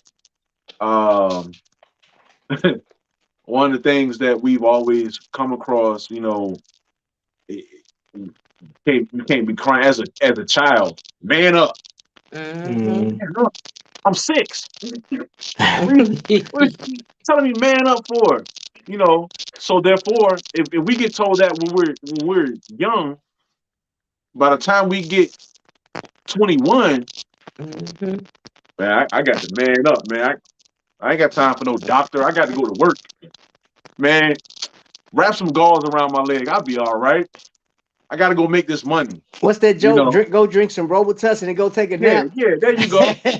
Bro, you know, take it to the head. Go to sleep. I just wake broke up. my neck. Go drink some Robitussin and go to Tussin. You drink some Tussin, you'll be all right. But if you drink that Tussin and you don't wake up the next morning. Yeah. Now, you know what? And I want to speak to my audience right now that there's some people, you may not have a lady in your life. You may not have somebody in your life that's going to give you sound advice. Let me tell y'all. I'm going to give it to you. Go get your booty checked. Thank you, sis. That's the answer. Not just your booty, though. Get everything. Go to your appointments. Do what you need to do. But definitely get that, because all jokes aside, this colon is serious. Cancer. One of the reasons why the rate is so high is, honestly, colon cancer is a silent killer. It's silent. Like, I didn't eat bad.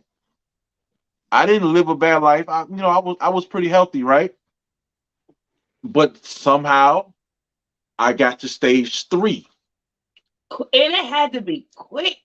So you had a very aggressive kind. Exactly. Right. It had to be really quick because it was I don't know. It just seemed like I knew you could get a it happened so colonoscopy early fast. removed from 50 to 45, but my You let doctor. another- No. I'm reading a comment. I know, What did baby. he say? Oh yeah, Ray of Sunshine. Absolutely. We gotta be an advocate for ourselves. Because Mm-hmm. if we don't say it, Yeah, nobody's gonna say it, you and they're have not to. gonna ask you. Right. So you gotta advocate for yourself. Jay Jones said, "Take 2 aspirin and call me in the morning." That's what my Right. mama That's used to right. say. That was our usual thing. Yeah, take these 2 aspirin, whatever, get over it.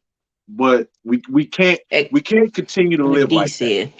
Yeah, D, exactly what you said, because in your blood, with your blood count, they can see your white cells and red White cells, cells. And your if they white cell count. elevated, Mm-hmm. come on, that's right. Yeah. That's right, Mr. Unbox. I always Definitely. if I get blood work or he gets blood work, I'm like, I need the full. Don't just do that panel that y'all always do. Give me the full joint so I that can see look, that white blood count. I need Yep. to make sure and because you know that'll tell what? you a lot. It will, definitely. I can tell you, my father-in-law, true testament to when that scared me. You know what I'm saying? Honestly, it scared me. So he had it twice. So he had it in 2009, and he was TJ, stop with that bottle, please. Drink it regular, bro. Why do you have to squeeze that? Yeah. That's ignorant. Anyway, so he had it in 2009, and they did the surgery. They removed some of his colon.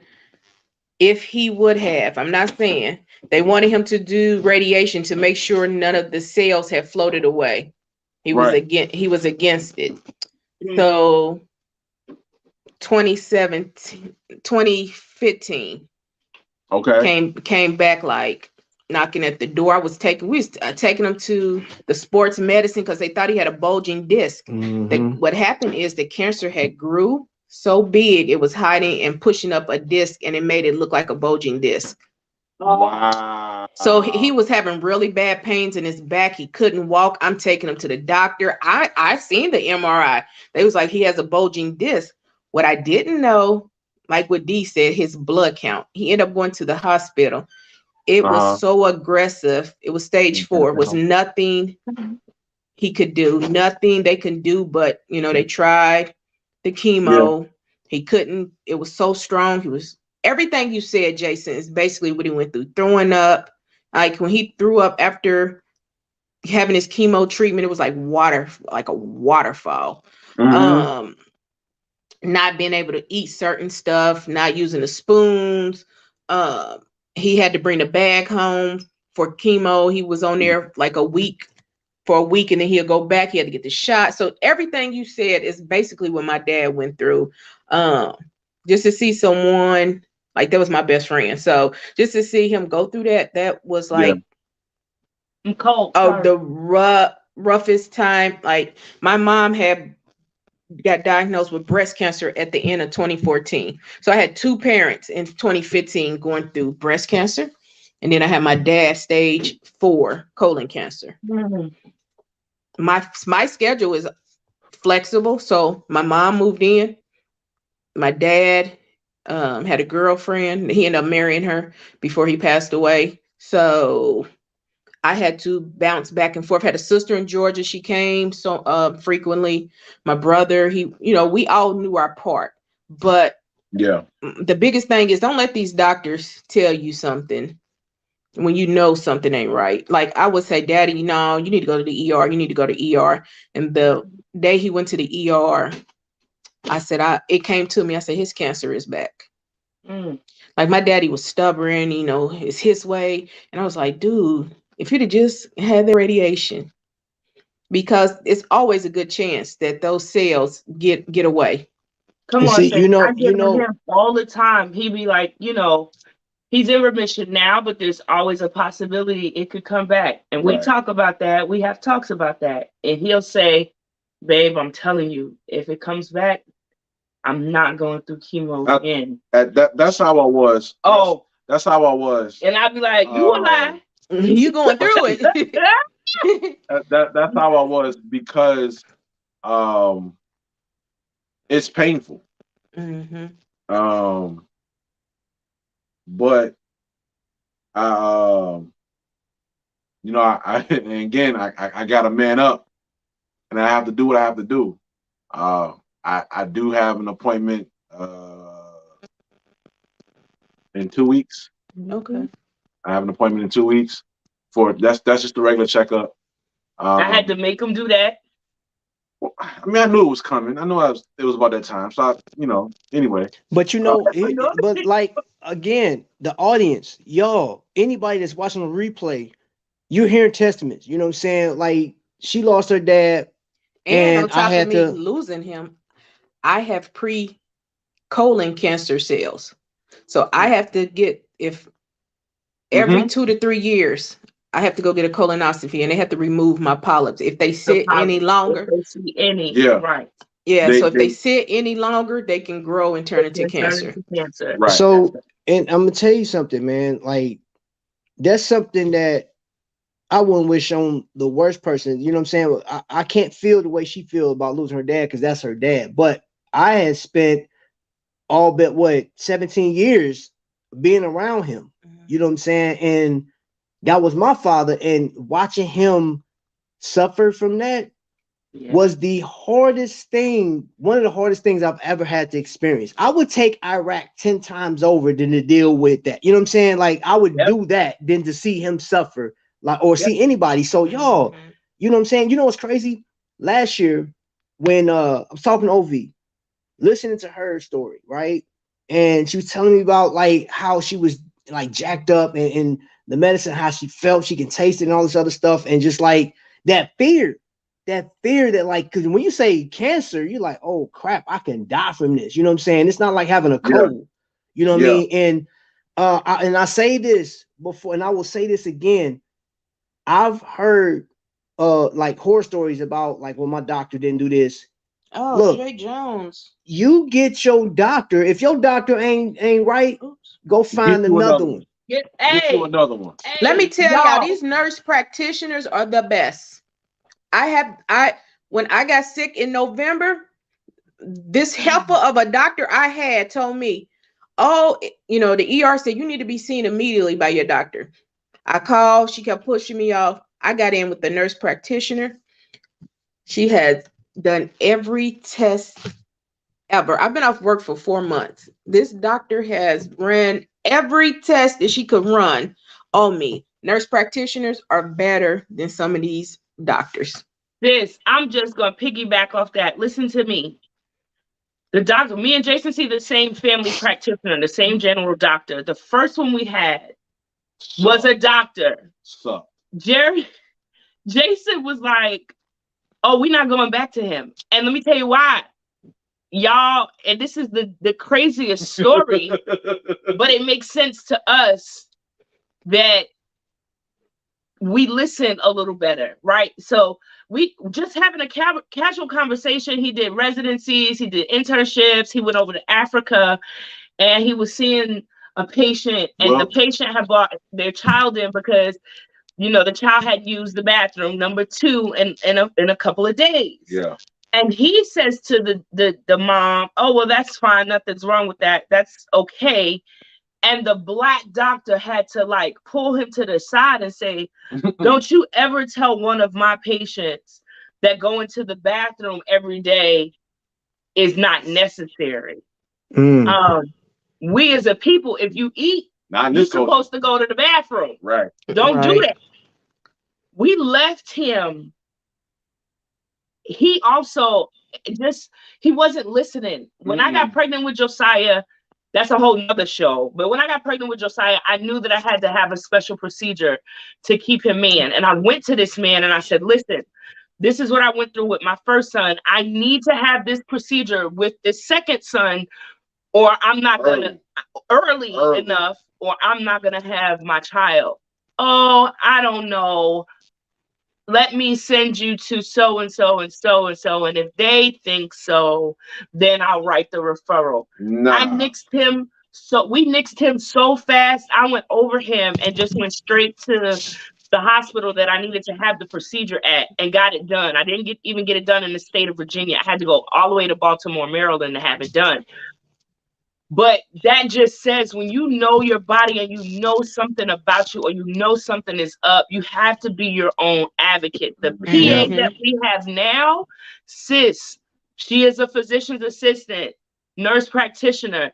And when I tell you she's better than any doctor we've had here, she's bomb. And she got little hands. And she got little hands for him.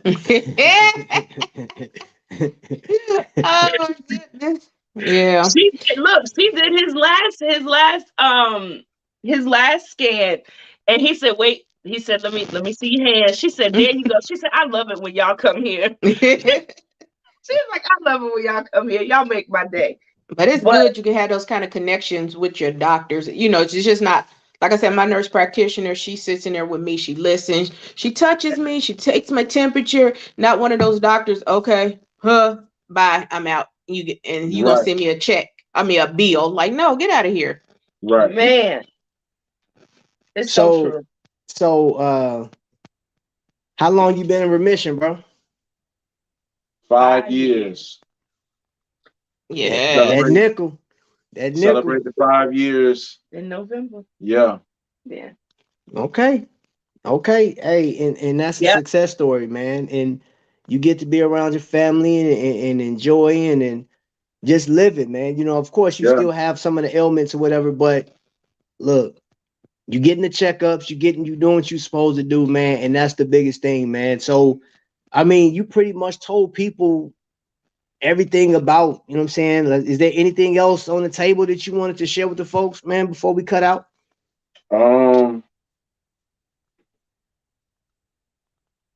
Just listen. Listen to your body, because it will tell you when something ain't right. You know, that's always and don't be scared. I mean, if anybody in this chat, anybody watching, if you want to send me a message, ask me a question, do that. I have no reason not opening up, because if our conversation can keep someone else from going through what I had to go through and what our current watch buddy, Mr. Mike Farrell, is going through right now, from having to go through that, hit me up. Or not even keep them from going through it, but knowing that there's someone that you can talk to about what you're going through, that understands, that gets it, that could be that shoulder. Lord, Tamika, come get your child. You can have them. Come get them. JoJo. Auntie Mika talking to you. So go to the bathroom. Hold on. Pee break. Hold on. Come on. But if you can, hey, JoJo steal the show. JoJo steals the show every time. Hey, if Invicta, sidebar, if Invicta has a cruise, we are gonna bring JoJo and Mally so they can get to meet everybody. Definitely. But if there's someone that can talk to you or just be a support, I know Jason has said, and I have said, it's nothing like having a support system when you go through something like this. Tamika, you and Trap were that for your dad and your mom. Some people don't have what we had, y'all. Some people don't have family that they could call or lean on. And if Jason or I could be that for someone, it's just paying it forward for us. We've been through it. Wives for your husbands and husbands for your wives, man. Just be there. Sometimes you don't have to say anything. You don't have to do anything. Just your presence. So just knowing that you're there, knowing that you're available. Husbands, put your phones down while you're in there and see what's going on with your wife. Like literally, hey Doc, what is that? That thing right there. What you looking at me for? When she go, I'm all in it. Okay. I want to know what's going on. What you she gonna be okay, Doc? She got a blueberry right there.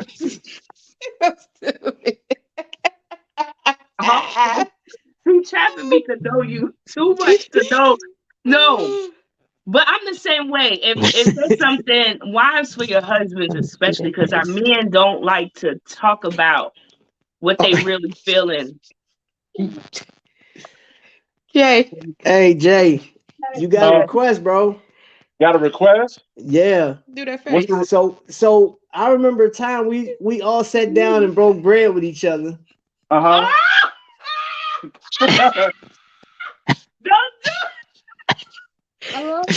We all broke bread with each other, and he was at the table out of nowhere, bro.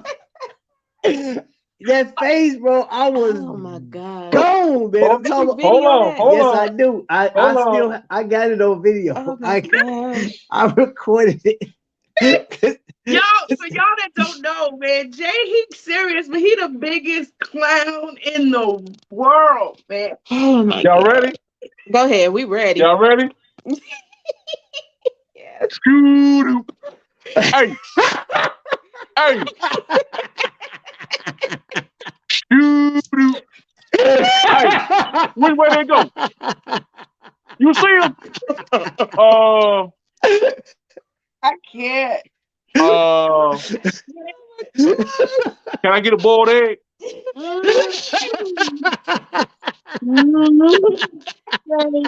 It was, hey man, we was at the table. It was him and T. White. And it was just like so random, man. We was talking about something and he just like, I was like, what's wrong with Jay? He was going came out the blue. Man, that was so funny. I was weak, boy. Uh-oh, here we go. There you go. Catch it. Wait, catch it. Get it. It's right there. Oh my goodness. Get him.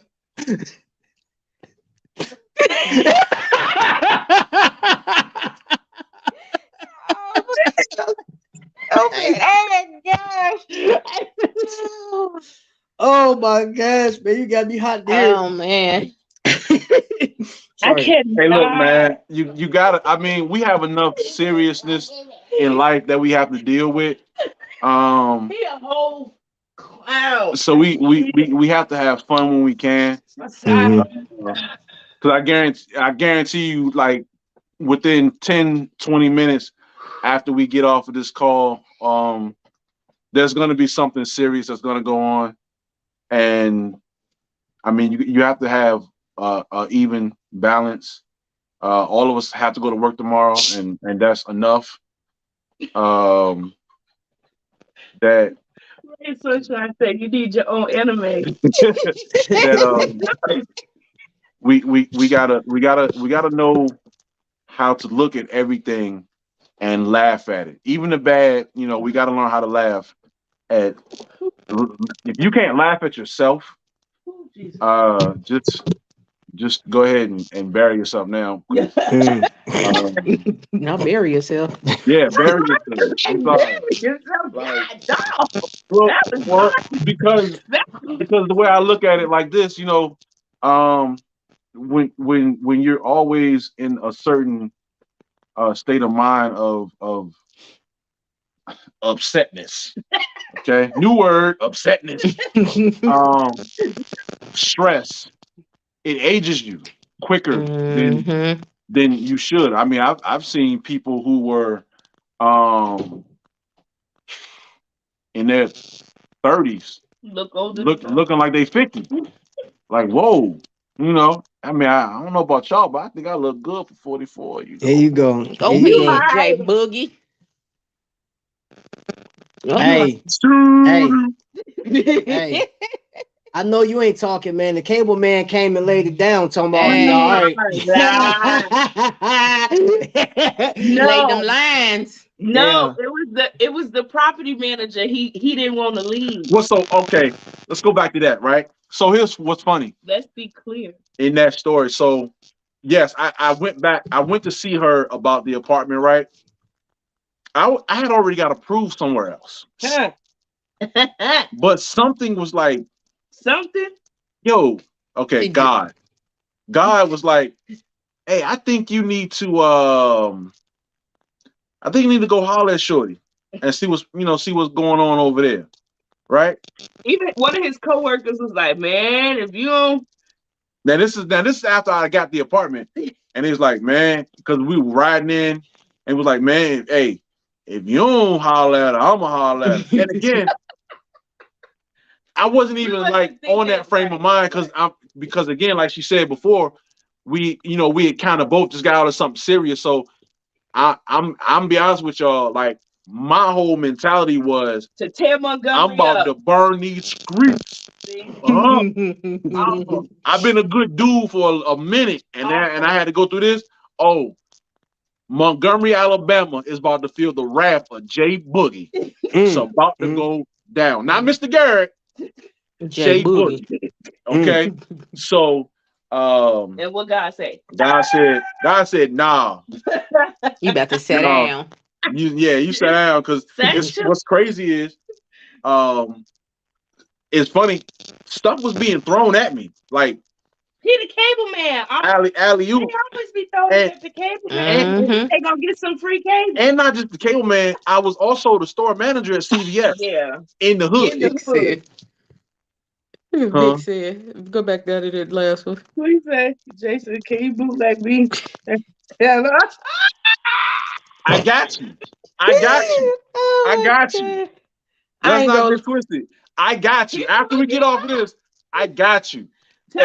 And Meek and Trap know I got what you need. Oh, yep. He definitely got I got what you need. Okay. So but anyway, the pusher man. But just imagine if you hadn't ran into her and just God knew what you had to go, what was playing ahead of you, what you was going to go through. Facts. And he put the right person, the right time, and right. Had we met any sooner, it wouldn't have, it wouldn't have worked. No. It really wouldn't have worked because I had to be in the right state of mind and everything, and same with her. But when we came together, we were where we needed to be for each other, so we could hold each other down.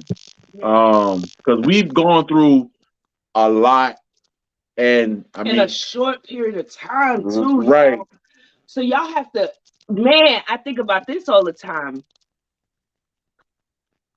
I met him December of 13, so it was turning into 14. We got together in 14. Had a baby in 15. In 15, he was diagnosed in 15. Lost my dad in 15. We went through so much in those three years. It was like it would break most people apart. Right. Now, mind you, while I'm going through all my doctor's visits and everything and scheduling and getting ready for chemo, she's traveling back and forth for her dad. That's right. I remember you telling us that. Yeah. To New York. Right. So I'm in the hospital and she's not there. You know what I'm saying? Because she had to go take care. No. He came out of his colon resection. Yes, that's right. He came out of his colon resection. I made sure he was good. My mother-in-law was there, and I got on a plane to New York. Yeah. Yeah, I stayed in the hospital for 3 days. Right. Unfortunately, I had to take my dad off of life support in those 2 days. I get back to North Carolina, come to get him and Malachi. We go back to New York to bury my dad. Man. Right after Christmas. Right after Christmas. So all of that's happening. He just had surgery. I'm burying my dad. We got a new baby. Like, it was a lot. Man, 2015, yeah, that whole year. I could. And we talked about 2015 was our 2017. Right. Because earlier that year, I had lost my grandma, my uncle, then my dad. And Jason was going through everything. And I had a preemie baby all in that year. 2015 was. And yes, Vic, The Garrets are gonna be there on the 23rd, New York. You know what I'm saying? Times Square. We're gonna be in that thing like, yo. Listen. Also, Invicta 202 gonna be there. Invicta 202 gonna be in that thing. Yes.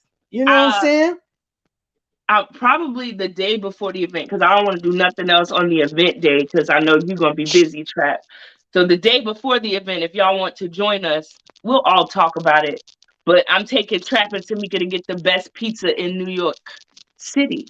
Period. Okay, y'all heard? Period. And that's on period. And that's on period. Shout out to my girl, Uniquely Lavish. You know what I'm saying? She just got that Sephora ambassadorship. You know what I mean? Yeah. So you know what I'm saying? Yo, let's. I'm saying, hold up, I gotta give you the hype button. Yes. You know what I'm saying? You know what I'm saying? Don't play with her, play Lotto. That's what she said. Sephora, big time. That's one of my favorite stores.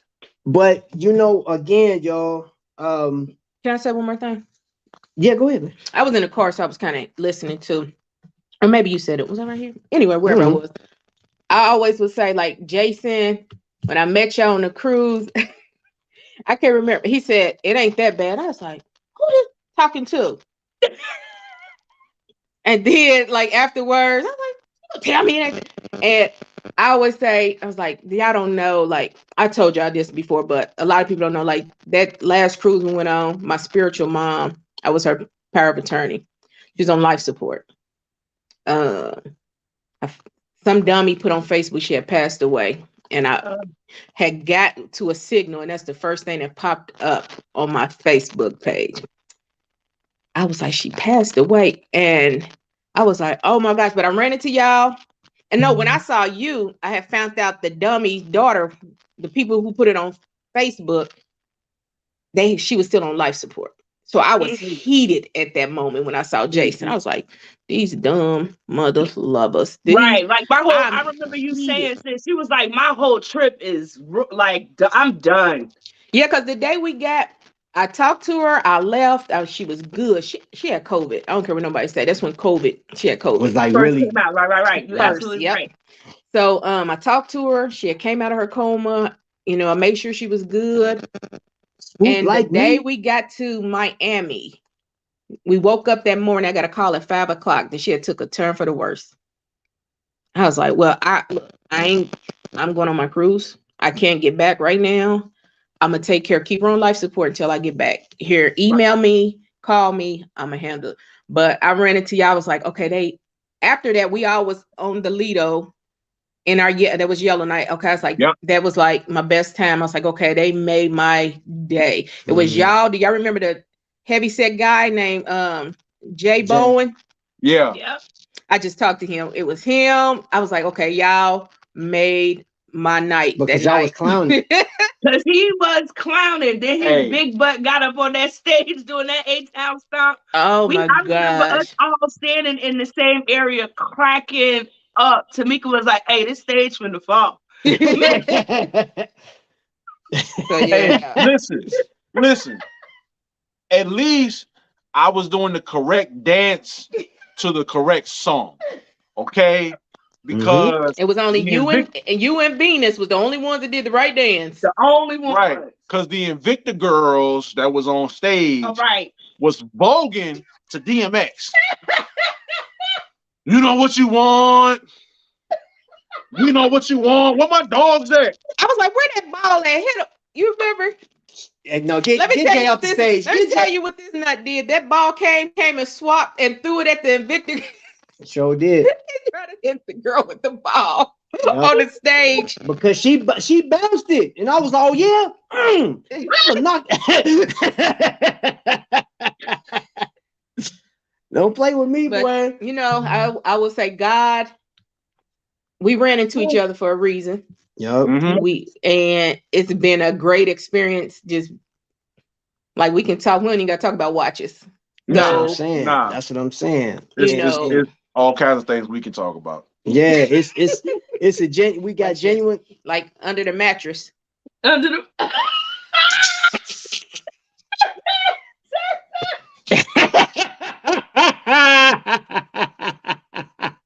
oh,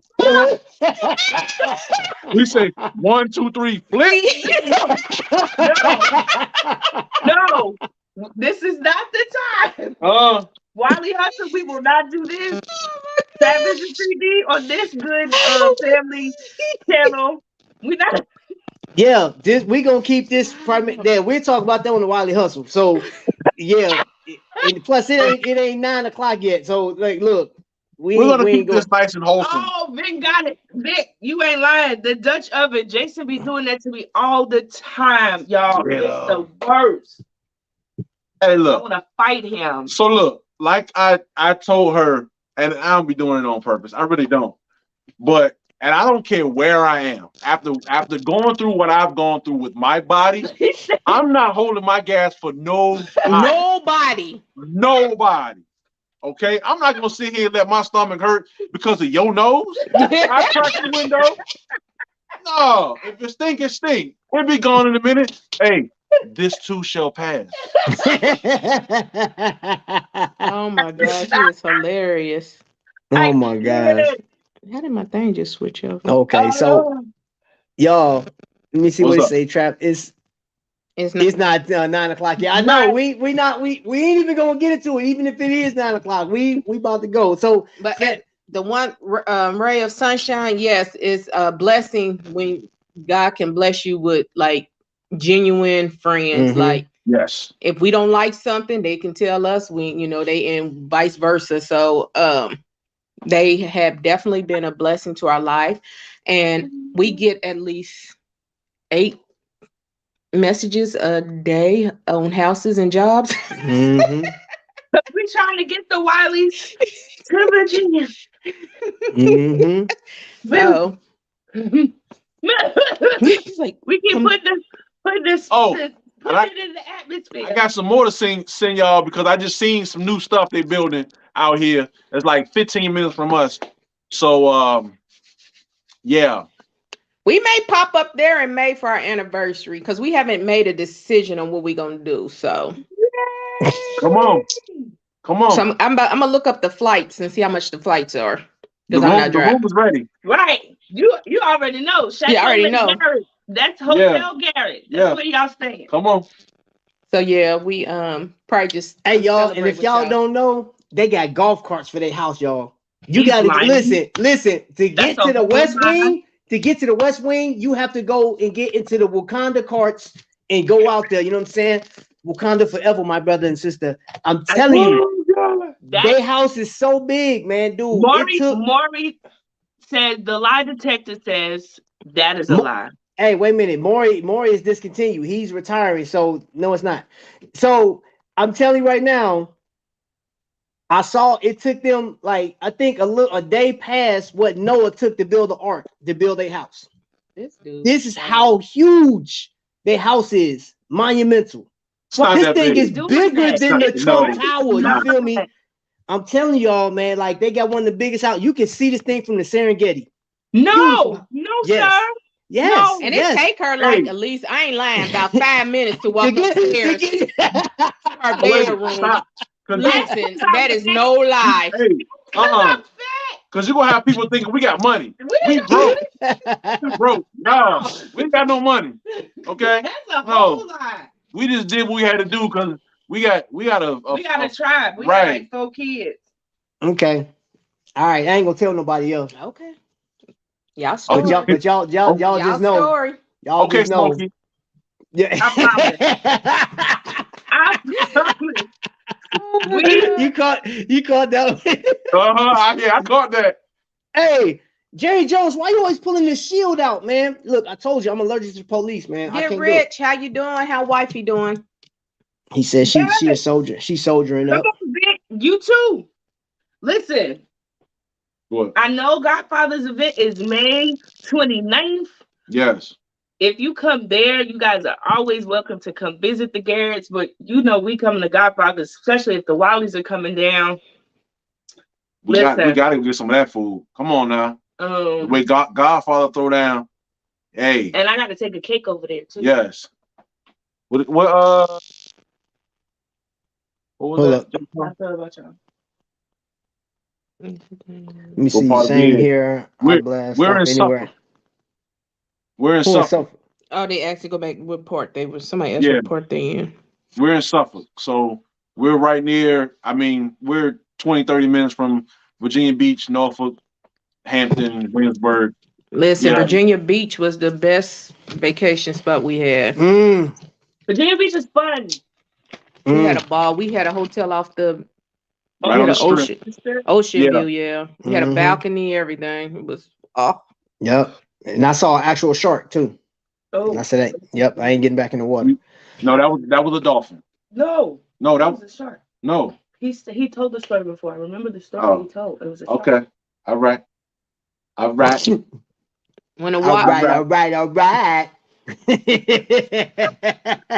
We Virginia Beach is fun, you guys. If you guys are ever in this area, come holler at us. Or just hit us up. We'll meet you. She said, "Oh, Virginia Beach is building up like that. Ray of sunshine." Yes. Can't do yet. There you go. Okay. Everywhere around here is building up. Crazy. Suffolk, Virginia Beach, Norfolk, Hampton, Newport News. You know, any place that has land that can be built up on. Jay Jones said his sister in Suffolk. His sister in Suffolk. Jerry Jones. Well, okay. We'll talk. Yeah. Yep. So, family, we about to cut up out of here. Garrett, stand by. Y'all got any last minute? Hey, go follow them. If you're not a part of the Invictus 757 group, go on Facebook, Invictus 757. And guess what? It's in my description. It's the only thing in my description. My email's not even there right now. I put them in there. You know what I'm saying? Like, just them. And pray for the little 14-year-old boy that lost his life. His family, yeah. Pray for his family. That broke my heart. That he fell off of that ride. Lord have mercy. That was crazy. Talk when my sister told us yesterday. I was like, that's crazy. Yeah. I saw the video. I was like, I saw the video earlier. I couldn't even watch the video. No. I didn't know what it was. This is before I knew what. I was like, what they watching for, So, and then I'm looking, I was like, did somebody just fall? Broke my heart. Yeah, I'm done with rides. My kids are done with rides. I'm done. This was just solidifying it for me. Teacups for us. Yeah, me and Jason. You hear me? In the little teacup. The merry-go-round. No, I want the merry-go-round. I see, and I've been saying this for years. They've been getting me. Come on, get on the ride. Like we ride everything. Look at Travis. He's scared. Yup. Hey, we went to Nope. I don't want to get on no ride. Where was me and you for our anniversary? We went to it was Universal Studio. Yeah, Universal. This dude, he ran off the ride screaming and hollering. I lost my band. I lost something. No, that was at Wisconsin. Oh yeah, yep. Yeah, me and him, we was at They was Universal. Laughing at me. I couldn't breathe when I got off the ride. I was laughing so hard at him. He the whole ride, y'all. I can't do it, man. For what? That's abuse. That's abuse, man. I can't do it. I like my feet on the ground. Yep. Yeah, I'm done. So, family, hey, Garrett's, thank you so much for sharing your story. We appreciate y'all. I hope you guys got some. If you made it this far, if you watching on replay, I know watching it live on a replay is a bit much. I'm asking 2 hours out you, but if you want to, somebody tell people, hey, fast forward to this, you get the meat and potatoes. I hope you learned something. I hope you guys are getting what you need. Go get yourself checked, men and women. Check your kids. Teach your children. Teach your grandchildren. While they're young. Don't be scared. Go get checked. You know what I'm saying? It's more in the world than Ukraine and COVID. I'm just saying. You know what I'm saying? Like let's take care of each other, man.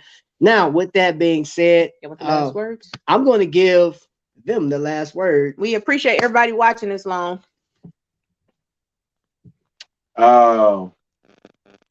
Everybody just stay blessed, be proactive with your health,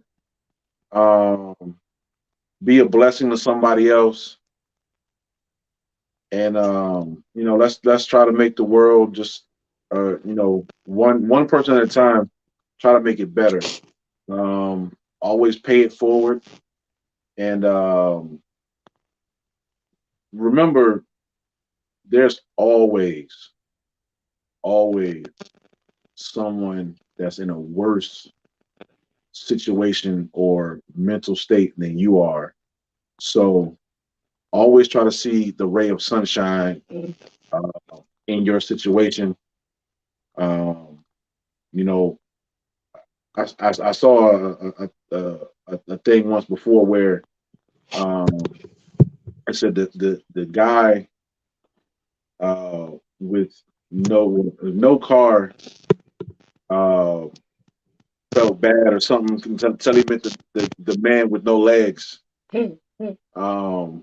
So remember, there's always something going on in the world, but remember, you can always make somebody smile. And just like I did with Meek on the cruise, you can change a situation just from being kind. So let's everybody try to do that. That's it, man. Well, Love thank you. Thank you so much. Love, laugh, period. And eat. And eat. And with that being said, y'all be blessed. Until the next lightning strike.